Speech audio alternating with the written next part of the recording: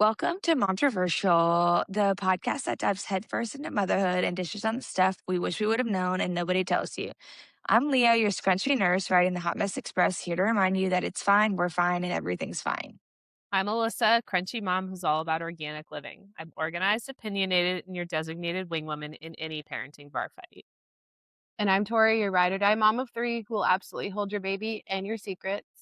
Today we are joined by an author, you guys. Oh my gosh, we've done so many book talk episodes, and we have actually talked about this author and her books on our episodes before, and we decided to shoot our shot and see if she would come and be a part of our show, and she said yes. So welcome, J.E. Larson, author of Valdor Series. Hello.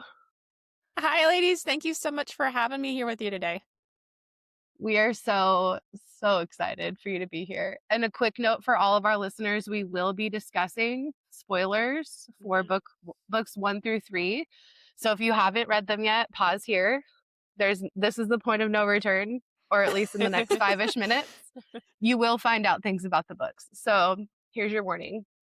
But first, can you tell us a little bit about you? We'd love to know more about you. Absolutely. I am a mom of 2 myself. I have 2 little girls and then an amazing husband who is my rock. He keeps me balanced and makes everything sane in our house. I swear he was blessed to be surrounded by beautiful women his entire life, so that's why he has 2 little daughters. Love that. We live in Alaska. I was born and raised here, and I don't always love the winters, but we definitely live for the summers up here in the mountains and getting out and doing everything like that. That is awesome. That is so awesome. Well, we're happy to have especially a fellow mom on Momtroversial. Tell us how you first got into writing, what sparked the idea for Valdor. Tell us about all of that. I've been writing since I was like in middle school, and then in lovely COVID time, like when everything was turning upside down, I actually dove in and started writing my first trilogy. It was not the Valdor series. It's one that I kind of like have put on my author shelf and I'm going to rewrite and re-release. But after I wrote that, I really got into this idea of like the world is dying and somehow we have to save it. And so the idea of the Valdor series really came to light from that. Oh my So gosh. Awesome. I know. So good. If you guys haven't figured out yet, we're all geeking out because all 3 of us have read all the books. And so we're just like, and we all really like loved the storyline. So I yeah. devoured it, and I was like in a reading slump for a while. And then when I started it, Yeah. like the third one, I pulled way too many late nights being pregnant with my 2 little kids, and then waking up the next morning, I was like, I shouldn't have done that, but I just had to know. Yes. Oh, so Yeah, that's why I'm like, book oh, 3. yes. Yes. I feel like it was a really unique story coming from someone who's been Mhm. reading this genre for like longer than I feel like I need to admit right now. Like, I just thought about it.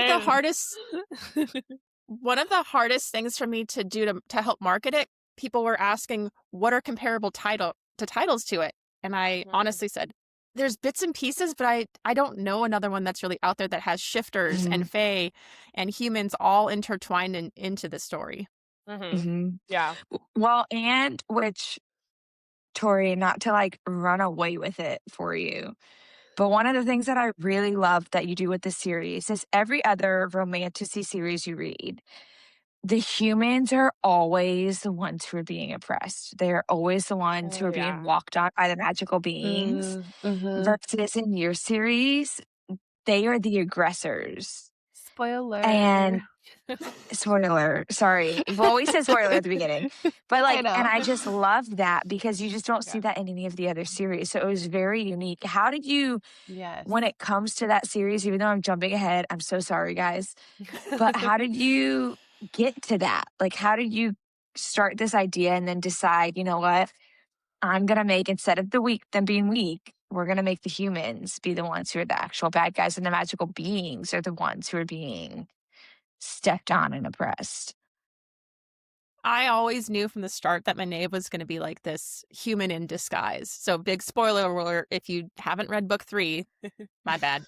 But like her true identity, I was like, she was always going to be this, like, that was my kind of twist I had in mind. Like, people always thought she was in the reason for the wilt, which she was, but the fact that she was human, it kind of gives like an upper leg for the humans of the story as well. Because, you know, at the first book, you are introduced to the hunters and a little bit of the humans, and you're like, why are they kind of here? I even have people finishing book 1 and they're like, I get why that's there, but, you know, I'm like, it'll all tie together in the end. Like, just trust the process. It's going to get there.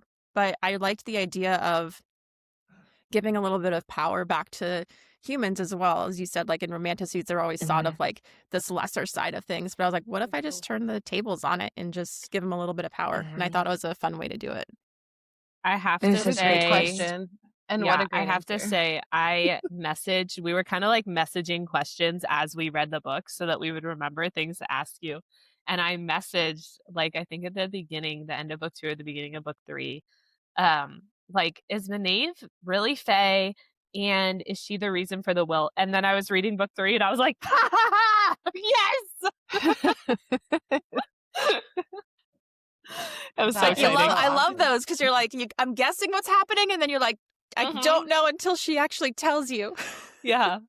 Yes. I needed a win with the Alyssa's definitely pregnancy brain. our resident like predictor. She predicts like she's so good at predicting. Leeah and I more read for vibes, and we're like so here for it. I'm like sometimes I might be like, yeah, Alyssa's like the dissector in the best way. So I love it. The question I had was, who came first, Skylar, the trials, or the world? But it kind of sounds like maybe it was none of those, and it was Maeve. I wrote the villain first. Absolutely. I love that.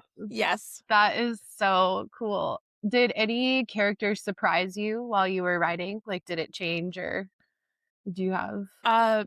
So Nissa, actually, Castor's mate, she was as I was writing it, she kind of came about. I knew that Skylar was going to heal one of them, and then I was writing it, and I kind of had that moment at the end of book 1 where Castor sees her. I was like, it kind of clicked of like, oh, this is going to be her, and she does have a bigger role in book 4 as well. So she doesn't have a point of view, but she does have a bigger role.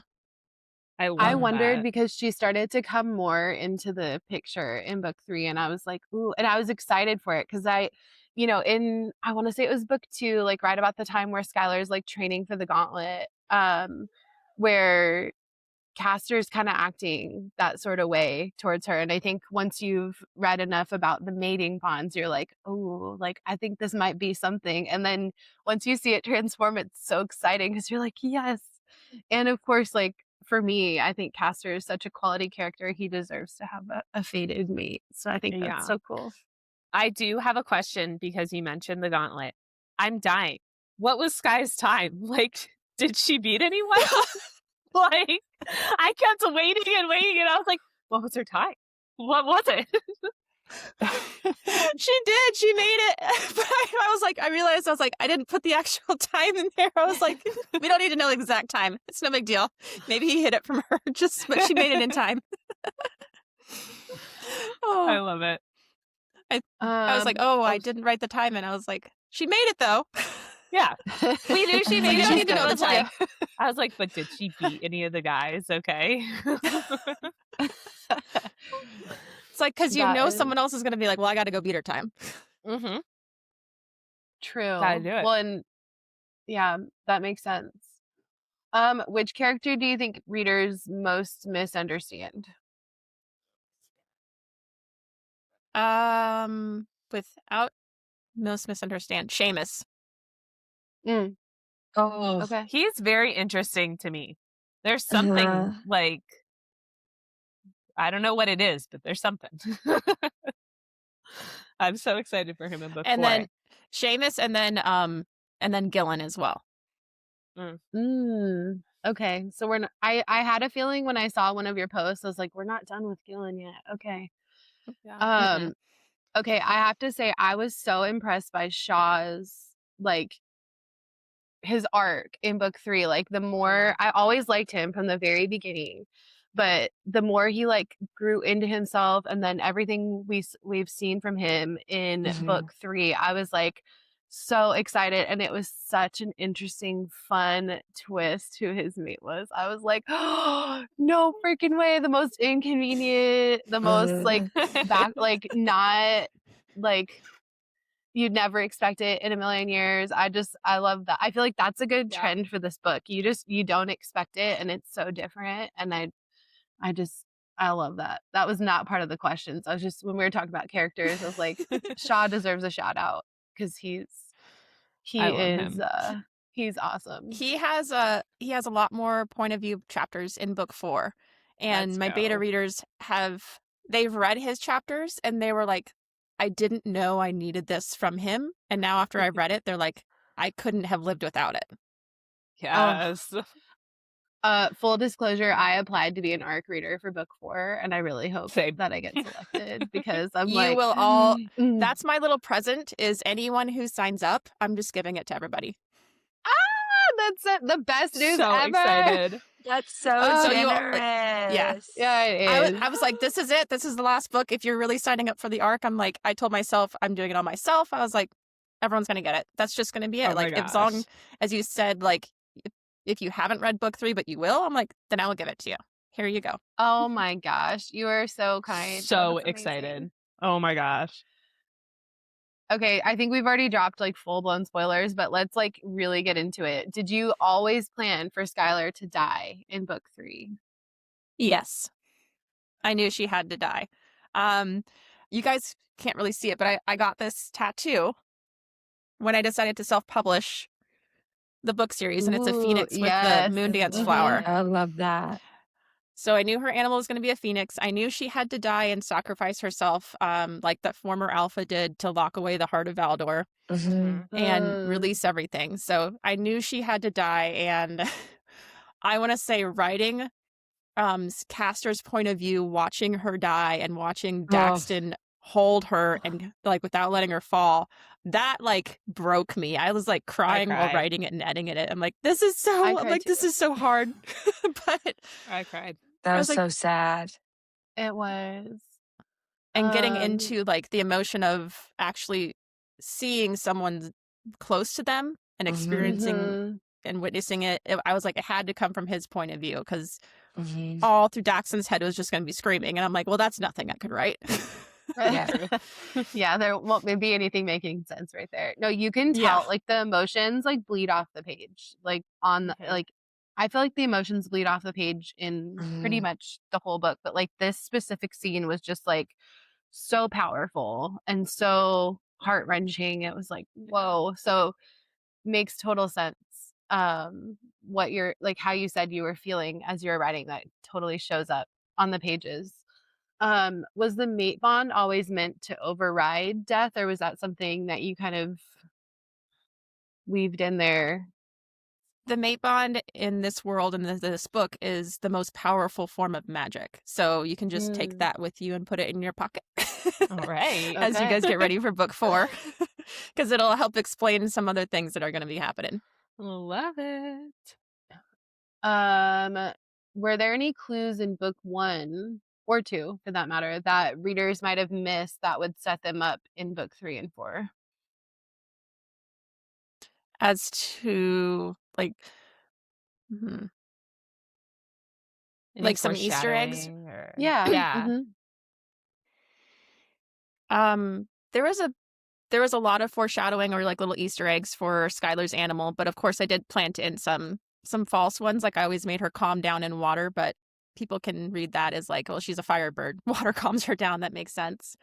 From book 1, when I first introduced Maeve, because I just listened to the audiobook of it for the first time, which is really cool to do. I introduced her with a crown of 3 stones. And those were the 3 memory stones. Like she was literally wearing them the entire time. When you first introduced her, they were there the whole time. And that was one of the biggest things where I introduced her after a while. She's wearing a crown of 3 stones, 3 stones, 3 stones. And that was the memory stones that kind of concealed everything that she was doing. Because I remember when it was I was like, where the heck did those memory stones go? And then when it all came to fruition in the 3rd book, I was just shocked. that Mm-hmm. that's what had happened to it, because I was like, the memory stones are missing.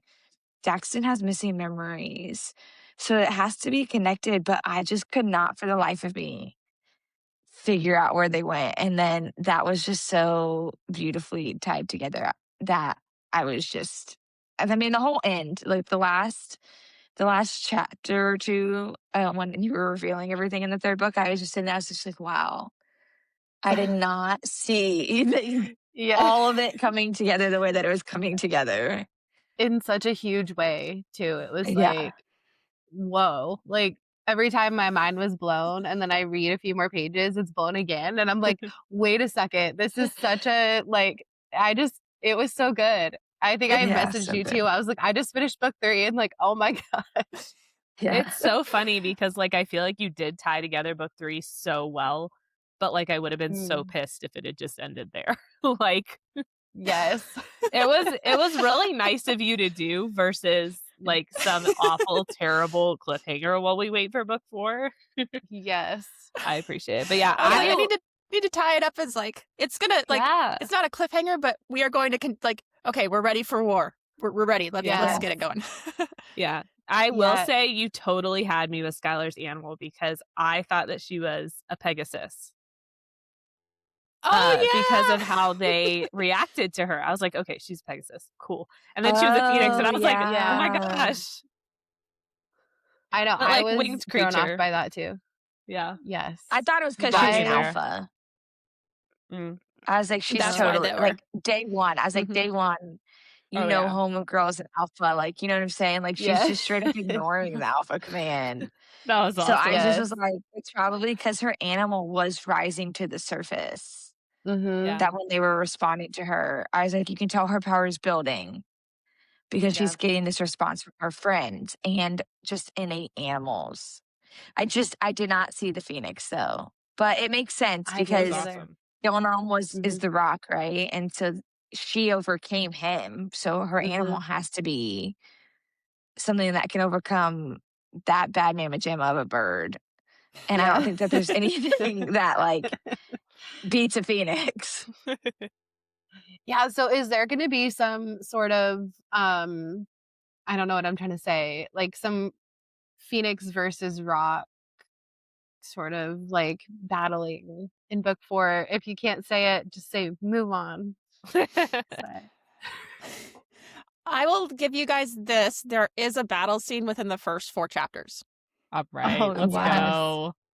Yes. So we start off like this book is a little bit shorter, I think, than the other ones, but it is nonstop. Like things are happening, things are going on, and it's all building to the like the 80-page final battle where you get bits of everyone's point of view.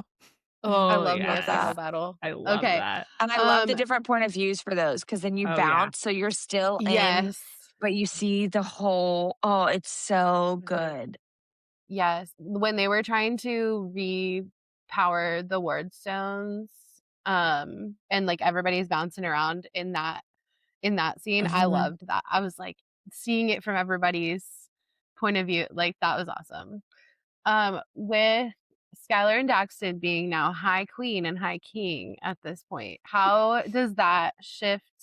Does that shift their relationship? Is there any like relational changes that happen as a result of that? Well, I think we do need a wedding.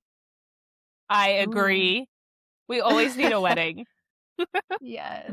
So I think that's something that you could see reading into book 4.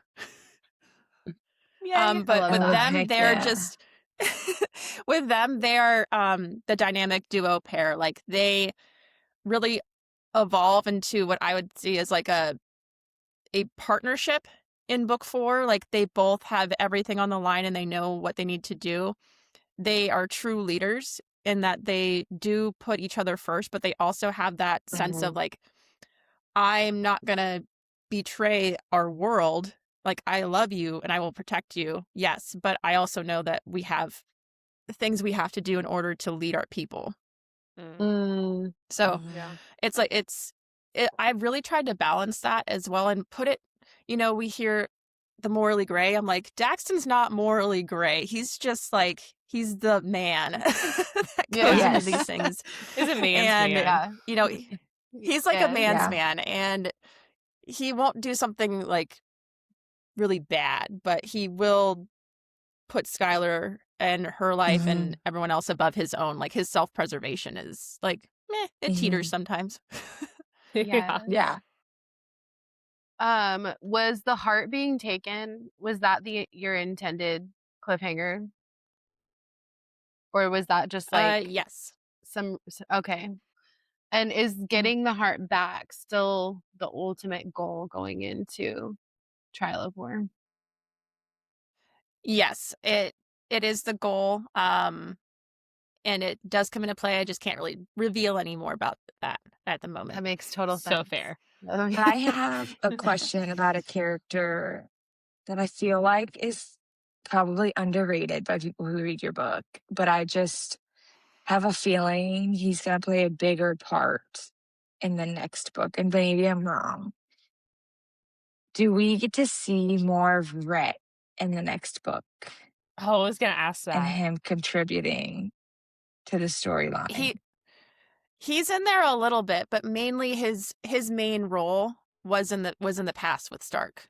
Was in the past. Okay. Okay. So that's what I was kind of like putting together, but I was just curious because I was like, I felt like when I was reading it, I was like, there's more to him. I just don't know the details. And like, I felt like as I was reading it, that he was one of those characters who's misunderstood, where he's really not as bad as you think. He's like this warring between wanting to help, but also keeping up a front. And so that was just what I was curious of for the next book. He's in there a little bit, but I don't follow him as much. And I kind of give him a little bit more room to, he's there and he's a strong presence because Alyssa is without a ruler. So he's kind of stepping into that role, even though they all don't really want to be doing that. They just kind of have to. So I have a question about him too. Was he, now I'm blanking on the previous champion before Skylar. Are those scenes between Stark? Are those scenes between Rhett and Stark? Is he that guy? Okay. Yep. Am I just I forgetting knew he was that guy when relieved Skylar died or and went back, and the owl, like everything came together in the afterworld after Skylar died. For me, I was like, oh my gosh, like it all just like boom, like You have to connected all forgive together. the pregnancy brain.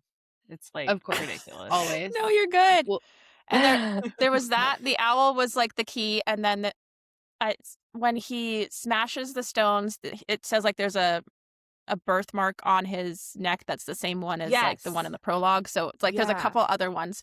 And I do mention it in book 4, like Skylar doesn't really talk to him about Stark waiting for him at the crossing, but she has an inner monologue of him a little bit.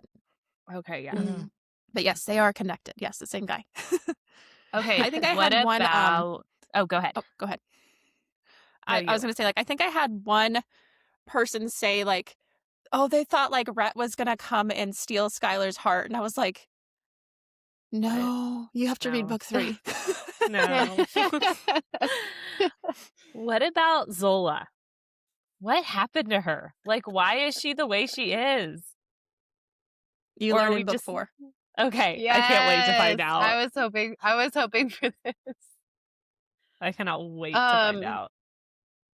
I was like really hoping because, book 4 and their mating bond between her and Shaw, I was like, we've got to be able to find out more about maybe what happened to him and what happened to her. And that's exciting. Yes, those are the chapters that you didn't know that you needed, but you get, and now you can't live without. All right. Yes. Okay, so we've been theorizing for a Trial of War. And again, this is one of those, like, if you're like, no, I'm not answering that, just pass. So one of our theories was that Skylar's death changed her magic permanently. Is that true? No, her death actually allowed her animal to be released. Oh. Okay. So that was the kind of just twist on that. amplified So, it. And she can manipulate flames in her human form. That's she has like a little perk of that as well. With her mating bond with Daxton and things like that. Oh, cool. Go Sky. I know.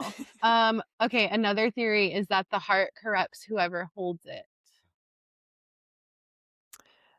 The heart is mainly just like an amplifying stone in the books. Okay. So it's have a mind of its own. Got it. Yeah. Okay. I think we've probably already like covered this, and I think you alluded to this at the end of book 3, but the final war is humans versus everyone else. That's what our theory was. Yes. And then there's some creatures come back, if that makes sense as well. Some creatures made from the will. Can you tell us, does Skylar re-encounter the mage who tortured her? Yes. Oh, God. Poor girl. Can't wait. Juicy moment is coming, you guys. I know, we just need closure for that. And so that's why I was like, with that war coming, she's going to have to revisit what she went through with the hunters. He may yes. I'm not. I don't want to give you any spoilers, but yes, don't give us. Yes, it comes to full circle. As long as I know that we have because that's what I was hoping is there's going to be some type of battle or some type of like secret mission or something, and then she needs to like finish business. Okay, this one's a 2-part. Will Sky find Dax and Castor's mom and heal her? This is like a hopeful question. You learn well, she's unfortunately she is gone. Like she's dead. She's not a fallen creature, but you do learn from Zola what happened. Oh, okay. Okay, that's great. Okay. Kind of. Will other people who have been taken by the will they reappear, kind of like how Skylar healed Nissa? Will people appear when the will goes away, assuming the will is going to go away? So the will is gone. Like she heals the land at the end of book 3. Some fallen creatures have chosen to stay in their form and follow the queen, and then some have chosen to be healed. Okay. Are they healed by Skylar or healed by like the land? If that makes sense. Like when they're making you that broke choice. up on that one. I didn't hear that. Oh, like when they're making that choice. Are they healed by the land or like they're coming to be healed by Skylar? They were in her blast of magic when she released the heart and sacrificed her life. She healed all the land and like everything in one kind of like giant storm cloud is what I was going with that one. Gotcha. So all the healing and like everything is good, and the wilt is gone from the land. Now it's just time for battle. Yeah. Now it's just like, all right. She's still alive and she has the heart. Now we gotta go get it. Okay, I love that. Okay, we kind of talked about this, but are there any characters we haven't mentioned that readers are not paying enough attention to? Well, I put it in as Skylar as well, and I think I have it in the recap as told by Castor beginning of book 4 is how badass Idris is. Dude, she's awesome. She's so awesome. I love her. Literally, I was like, she's has a baby, gets up and goes to war. Like what? Oh my gosh. Yeah, like just like, all right, had this kid, heal me up, let's go. Meanwhile, I'm telling my mom that I want no responsibilities for 2 weeks after giving birth. That's why she's there. Is there a twist that no one has guessed yet that is forthcoming? In book 4, absolutely. Man, can't wait. There is one. Do you read theories? I do occasionally. Someone asks me a question like at the beginning someone said like, oh, Skylar's gotta be, she's half fae. And I'm like, nope, she's half human. And then people are like, well, her mom, I'm like, you've like her mom, I've left hints about who she is. And when you read the prologue, I'm just going to say, pay attention, and you will get like oh my gosh, I'm 90% sure I know who her mom is. And then it'll be revealed in the chapters as well. Let's go. About midway through the book. I'm fangirling so hard right now. I'm so I excited. know, I'm so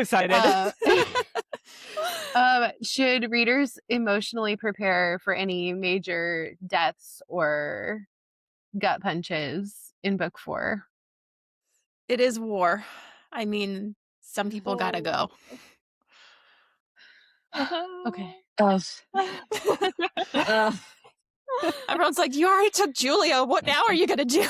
I know. That was so sad. I was like just waiting for that to be like a just kidding, we found her. I know. And it never was. And then I freaking cried when she met her in like the after. That was so sweet. The afterlife. That was, I was like, beautiful. Oh my gosh. It really was. That was such a beautiful way to give Skylar that closure. Yeah, absolutely. If readers were to go back to book 1 and reread, are there anything that would hit different if they've read all the way through and then gone back? They would probably see, obviously, like, you're guessing that Daxton and Skylar are like endgame, and you're probably like throwing your Kindle on the chapters where she's with Gillen and questioning her feelings for him. Like, no, what are you doing? Like, no. That, and then it's just like, no, it's when Maeve, when you hear, from book 1, like Maeve and Gillen and their alpha, they actually leave for that month while Skylar's healing, and they go meet with the humans. Once you know that Maeve was human, it's like, oh, she went and met with them. Things were plotted, things were planned, connections were made. Like, sneaky. That's how in book 3 they knew to I didn't even come. think about that. I didn't either. Wow. That makes so much sense now. Well, I cannot tell you how excited I am to read book 4 and just to see that all the amazing little juicy goodies that are waiting for us in there.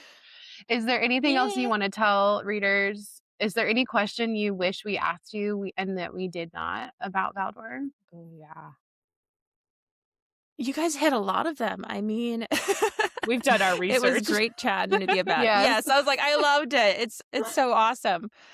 No, I want to say, like, in book 4, you do get a human. Like I made a post a little bit earlier. You get the human princess's point of view too. So when I say like book 4 kind of ties everything together for all like the side characters and everything like that too. Like it does. That. Like you see the full view of like.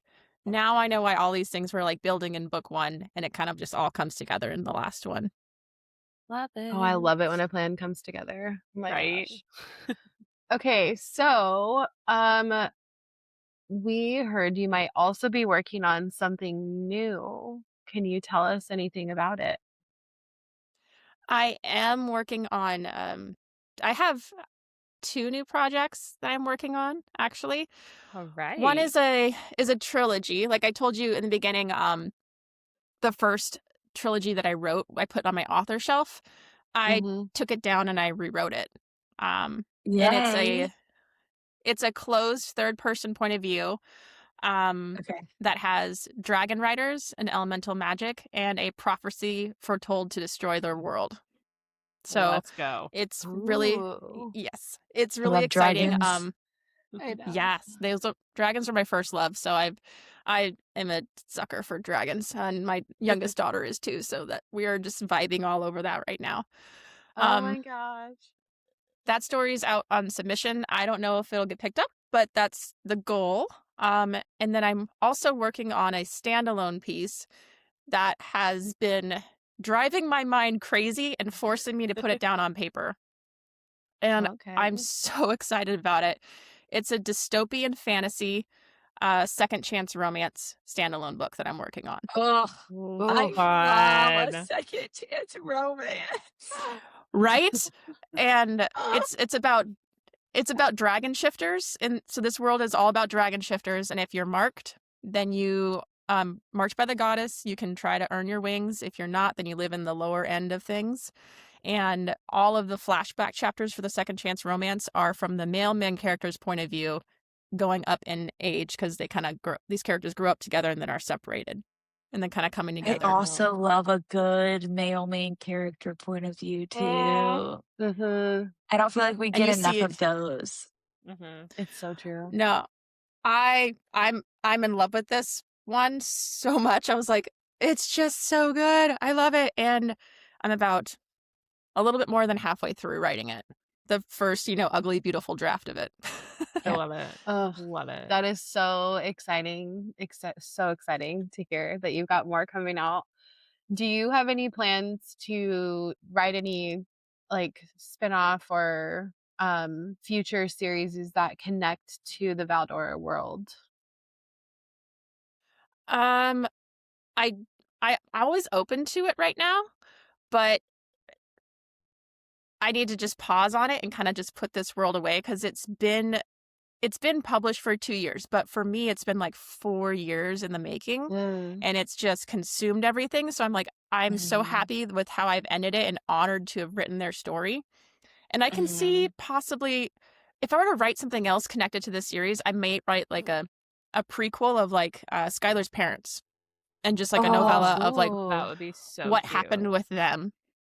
And that idea is coming to my mind every once in a while, because I was like, their story is just kind of like, it's there, an alpha mated to a human, and then she gets pregnant and he dies, and she has to like abandon her, like give her child to the pack, because if she brings it, you'll find out if she brings it somewhere else why she would be in trouble. Yeah. But Yeah.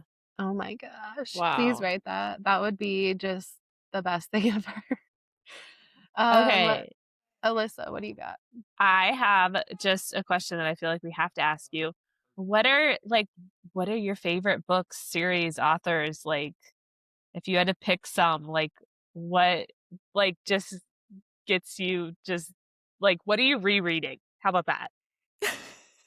Well, I can't lie. I'm rereading A Court of Thorns and Roses, because preparing for 6 and Of 7 to course. come out. Yeah. 6, 7. Naturally. And I had to, sorry. And then I'm always gonna say like Anne Rice. I love her vampire books, and that's what I read a lot growing up. She's one of my like favorite authors. She will always have a space on my shelf. I just loved it. And then I'm reading a few dystopian books right now, just in preparation for my own project I'm working on. And Red Rising has taken control of my audio space. Like it's something else. We've heard such good things about that from one of our friends, and it's on my TBR, and I haven't read it yet. But yeah, same. It's got so much in it. It's hard to say what it doesn't like. What doesn't it have? It does have like splashes of romance, which is good, but there's just so much political intrigue, and then the dystopian vibe of injustice and like righteousness in it. It just transports you into another world, and Pierce Brown does an amazing job with his books. You do kind of need a break, and I just might warn you: do not get attached to any characters. Just don't. It's a bad idea. I can't. I can't. I love that. I do too. So Do you have anything to add, Leeah? Yeah, I just have 2 questions for you, just in general about your life. My first question is, 1, how long does it take you on average when you're writing these books? Like, how much time does it take you? What does your day look like when you're in the middle of writing, editing, and those things, especially when a mom of 2 kids? Oh, yeah.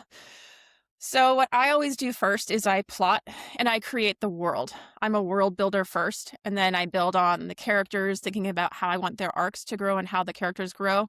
And then I start writing the draft. I feel like if I have the world, if I understand the world and the problem and what they're trying to solve all down, the writing just comes a lot quicker. For the Valdor series, I wrote book 1, like the first draft, in about 6 months. And then I actually wrote the first book intending for it to end before the first trial, but I realized how long it was. So that's why I had to kind of cut it off where I did. And instead of a trilogy, it became a 4-book series. But it takes about 6 months probably to write the first draft of a book. And then editing, I have amazing alpha and beta readers right now that are my ride or dies. I just give them things and they give me their notes and I'm like, thank you so much. I read through that and then I give it to my copy line editor, proofreading editor. They give it back to me and I use Microsoft Word to read aloud to me to catch all of like the little mistakes and things like that. And I do all of that at 5 a.m. before I go to work, before kids get up. So I got a good hour and a half window in the morning. Oh, I'm an early bird. I cannot stay awake late at night. My husband will attest to that. He's like, you are asleep by 9. I'm like, I don't know what to tell you. But it does take a little while. The reason why these books, I was able to push them out so quickly is because I wrote book 2 before I published book 1. So I had the draft of book 2 already done. And I was able to, in 2 years, write 2 more books. Okay, can I just say I love that too, because I'm all for author mental health. Don't get me wrong. But sometimes I just want to like jump out a window because I'm like, what is going to happen? Oh, I know. If I self-publish like a series again, I will always like have the second book basically written before I publish the first one, just because I love it. I know as a reader, I am like, where's that second book? Where's the next one? And so I really like that timeline of things. And I just advise anyone writing to kind of maybe take that turn with it, because you're also in a space where you can just create and there's no other influence around you. If you know, with I knew where the story was going and this was my story. I didn't let anything else really influence me outside of my own head and my own ideas. And that was really, really refreshing to do. Like no one could say, oh, Skylar shouldn't fall for Daxton. That's just too fast for a love story. I'm like, no, that is what I want to do in that story. I'm like, if I pushed Daxton or Skylar away from each other, there was going to be not good things happening. So I love that. Yeah, I love that. And then my next question is, which I, could probably find online, but how old are your kids? My daughters are 7 and 9. They're about 17 months apart.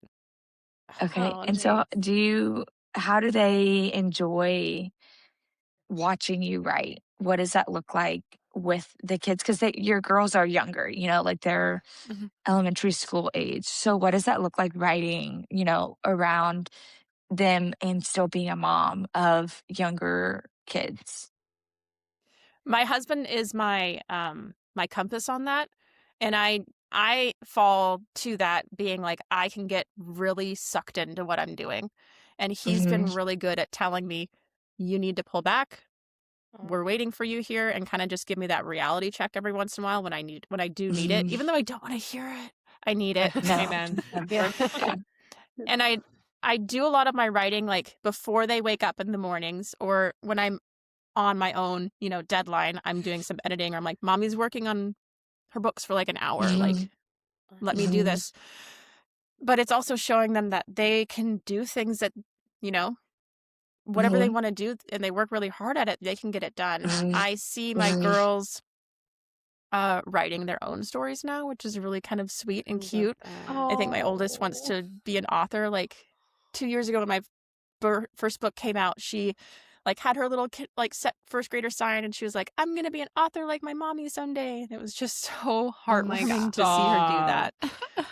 That's so she sweet. was super cute. And like I said, my youngest, she's obsessed with dragons right now, and she's reading the Dragon Girl series. And she was like, I'm a golden feather-tailed dragon with like these powers. And I'm like, that's super cool. And then my daughters actually, I'm going to give them this credit right now.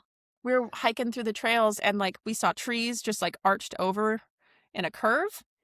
And they're like, we're going on an adventure through the rainbow woods. And I'm like, how are they? Oh, because they're arched over like rainbows. And I've actually put that as a place in book 4. So the girls, my daughters actually helped kind of inspire that.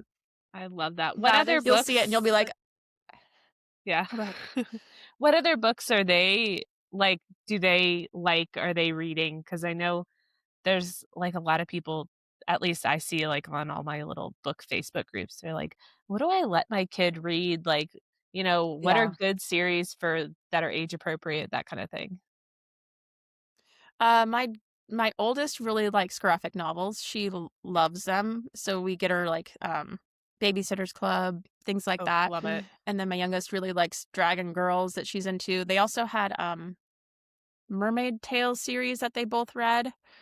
But literally anything, like when I take books to bookstores, I have them come with me on those things because I'm like, hey, you could, I'll buy a book. Like we can get a book together, and they usually do that. Nice. So That's so fun. My 7-year-old would eat up that mermaid series. So you gotta PM me what that series yes, is called. Yeah. I can't believe I'm blanking on it right now, but I'm like Mermaid Tales, something like that. It's on my Amazon shopping cart in my history. I'll send you a DM. I'll let you know. I'm Thank taking you. notes right now for That is so awesome. Well, thank you so much for joining us for book talk today. We have just loved having you, and we can't wait to have you back on after book 4 has Yay! dropped so Oh we my can talk about gosh. it again. Yes. But if nobody has anything else, let's transition into our Momtroversial moments. Leeah, you Let's want do to? it. All right. Let's. I haven't even thought about my controversial moment yet. Okay, just kidding. I have a good controversial moment. So for me, my controversial moment, I have a almost 3.5-year-old and a 20-month-old, and I am pregnant with my third. So my controversial moment this week is like not really just one thing, but it's just kind of been like the theme of the week, which I think I may have mentioned it in one of our other episodes, but my transition from 1 to 2 is really hard. My son is a full-blown mommy's boy, and he wanted nothing to do with his sister when she was born. And it's funny because this time around, he's all about this baby in my belly. And so I kid you not, it's all day, every day this week. He's been giving me snacks saying, "This is for your baby." I'm driving on the road. He says, "Slow down. That's too fast for the baby." Or, "Go faster." I am doing something. He says, "Is the baby helping you?" He gives me toys and he says, "This is for the baby." And so it's been really sweet. Or he'll just come up and he'll be like, "I just want to touch the baby. Can I just touch the baby?" And he'll just like put his hands on my stomach, or he'll like kiss my belly or whatever. And that's been his whole mantra this week, is all things the baby in mommy's belly all the time. And so it's just been really sweet because I have a 20-month-old girl now, which girls I feel like are just innately more into the maternal instinct, right? And so it's been sweet to see that Declan is excited about the baby in my belly this time compared to last time when I brought his sister home from the hospital. And he said, "No, no, no," and ran away crying. That this time is going to be like a different experience. He's like, "Is the baby going to play cards with me? Is the baby going to go to the pool with me?" And I'm like, Oh, "Yes, they may So not cute. interact with you as much, but yes, the baby will do all of those things with you when they're able." So that's been my thing, because that's been his theme this week. well, That's that's so so sweet. cute. Yeah. Alyssa. I have a funny one. We got family pictures done this week. That was my Christmas present for my mom, which like was the best present ever. Just to be able to get those family Always. photos, because they're so expensive, worth it, but Yeah. so expensive. So like they always, at least for me, get put on the back burner a bit. But we got our family pictures done, and the photographer was amazing. But it turned into a total personality shoot with my girls. I mean, like, just I can't wait to like get the pictures back and post them, because they are so cute and they're so like their personalities. and it's adorable. There was one picture of the girls holding a little sister onesie, and Reagan was copying me and had her hand on her belly, and Kennedy had it like her hand like over her mouth, like, oh my gosh. And I was like, man, I wish I hadn't already announced, because that would be the greatest pregnancy announcement picture. But Yes, it was that's so just sweet. fun to watch them, like, after the first 5 minutes, I was like, you know what, we're not getting perfectly posed pictures, and that's okay. That's not really my vibe anyways. And just watching them and letting them do their own little thing. I mean, like, give daddy a kiss on the cheek, and like Kennedy wraps her whole arm around his head and like just grabs him. It was adorable. And I can't wait to see all the pictures. Oh, how fun. That Mhm. is so cute. Maybe they miss modeling. They did a lot of that Actually, here, so Reagan they're just totally like, does. She always asks me, can we do pictures like we did in Korea? And I'm like, not in America, we can't. Nope. yeah. Yeah. JE, you got a Momtroversial moment for us? Yes. So when my girls were about 4 or 5, I was finishing up mowing the lawn outside. They were on the swing set, and then they're like, we're going to go inside. Like, they wanted some water or something from their water bottles. And I was just like, okay, like, I've got one more section of the lawn to mow. I got this. And then I turn it off the lawnmower. I go inside, and then I'm like, I hear them just giggling like no one's business, the both of them. And I was like, oh no, what are they doing? So I go in on the couch, and they're like, Mommy! And I'm just like, oh my God. They had taken the salt and pepper shakers from the table and poured them all over the couch and said, throwing it up in the air. And they're like, we're making a cake. And I was just like, oh my gosh. I just like, instead of yelling, I just like busted out laughing at them. And they're just like, what? And I was like, how's the cake taste? And they both like licked it, and then they're like, ew, no. So I was just kind of like, I was just like, all right, now I got to clean this up. But I was like, this is just one of those moments that will always stick in my mind, because I was like, yes, you're making a cake out of salt and pepper on the couch. It's fantastic. It's fine. We're fine. Everything's fine. Everything's fine. Everything's good. We are all good.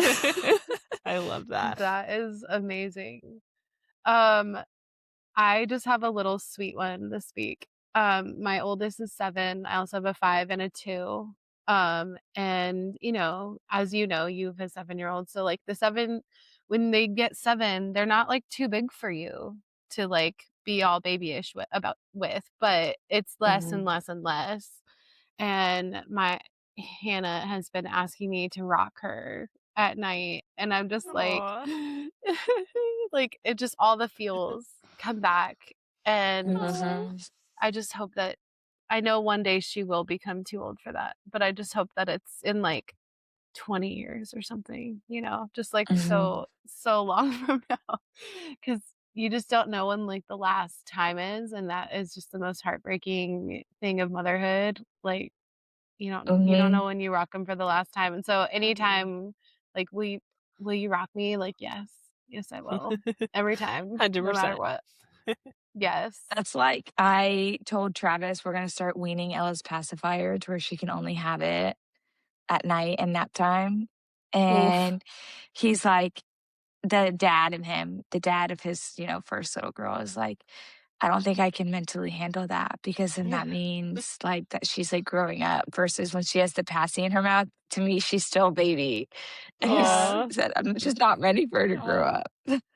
Stop. My 9-year-old's like 9 going on 19 right now, and we're like, or my younger daughter, she's 7. I'm like, stay the baby. She's like, I'm gonna be the baby forever for you, Mommy. I'm like, thank God. Good girl. Please do. Oh man. Well, we have absolutely loved this episode and all the little peppered in moments of motherhood. If you like this episode and you want to give us some kudos, you can like us or rate us on your podcast platform. But otherwise, we will see you next time. Keep it Momtroversial. Wait, real quick, where Bye. can we find you, JE? Oh yes. Oh my Give gosh. us all We're your gonna have to socials really and edit stuff. that. And we'll put them in the notes too. But For my socials, you can find me on Instagram and on TikTok. I have links to my websites as well on there. j.e.larson /author. And I love to connect with all my readers and chat about books all the time. I will have my books on April 21st. The audiobook for A Trial of Fate Book 1 does come out live for anyone to purchase. It's going to be on Spotify or on Audible, all kind of listening platforms. So if you want to dive into that and experience it and then just like, oh, I got to read the rest of these books, they're there for you. Woohoo! Yay. Love that. So We love fun. that. All right. And there will be a male narrator for the series as well when they get to the male points of view Ooh. for the books. Love Oh, that. I like that. Love Yeah. that. I really like that.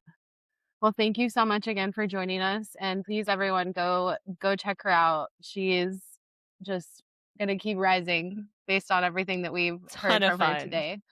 Yes. I'm excited. Yeah. All right, friends, keep it Momtroversial. See ya. Bye. Bye. Bye. Woohoo.